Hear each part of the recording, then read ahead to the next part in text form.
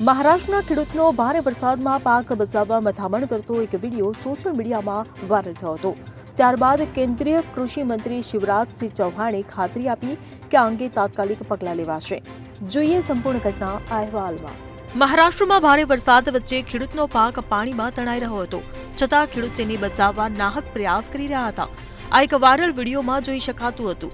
આ ઘટના બાદ કેન્દ્રીય કૃષિ મંત્રી શિવરાજસિંહ ચૌહાણે વ્યક્તિગત રીતે આ અંગે નિવેદન આપ્યું હતું।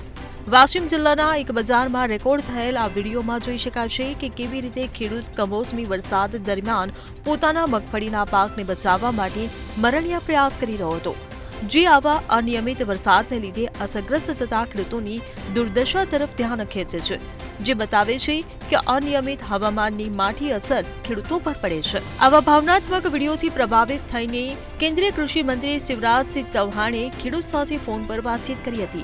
શું વાતચીત થઈ એ જોઈએ આ વિડીયોમાં। कैसे हो गौरव? हाँ ठीक हूँ सर। ने वो मैंने वीडियो देखा था मूंगफली का, हाँ सर। पानी गिरने के कारण खराब हो गई थी। हाँ सर, कुछ नुकसान हुआ था। मन में तकलीफ हुई, लेकिन आप चिंता मत करो, महाराष्ट्र की सरकार भी बहुत संवेदनशील है। मेरी भाभी बात हुई है, क्योंकि देवेंद्र जी हो या महाराष्ट्र की कृषि मंत्री हो, वो भी संवेदनशील है।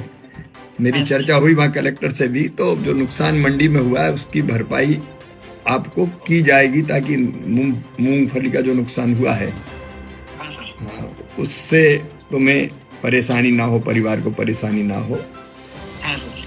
तो जल्दी सोमवार तक प्रयास करेंगे वो हाँ हाँ सर। कि वो नुकसान जो हुआ है उसकी भरपाई हो जाए। हाँ सर। और कैसे हो सर कुछ तबीयत ऊपर पानी में भीग गया था सर, उसकी वजह से थोड़ा तबीयत नहीं है सर मेरी।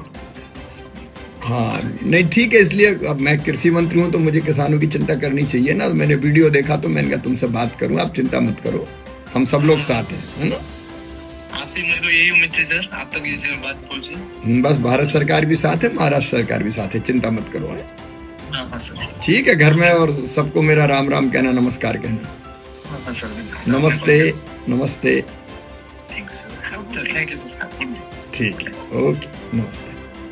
શિવરાજસિંહે ખેડૂતને ખાતરી આપી કે તેમના કેસનો ઉકેલ લાવવા માટે તાત્કાલિક પગલાં લેવામાં આવશે અને કહ્યું કે આવી પરિસ્થિતિઓમાં કોઈ પણ ખેડૂતને લાચાર છોડવામાં આવશે નહીં। ઉલ્લેખનીય છે કે આવા અવારનવાર કમોસમી વરસાદને કારણે ખેડૂતોની આજીવિકા પર સૌથી અસર પડે છે।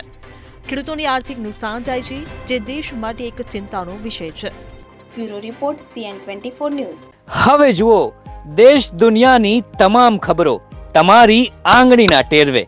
ઉઠાવો મોબાઈલ અને ગૂગલ પ્લે સ્ટોર પરથી ડાઉનલોડ કરો અમારી CN24 ન્યૂઝ મોબાઈલ એપ।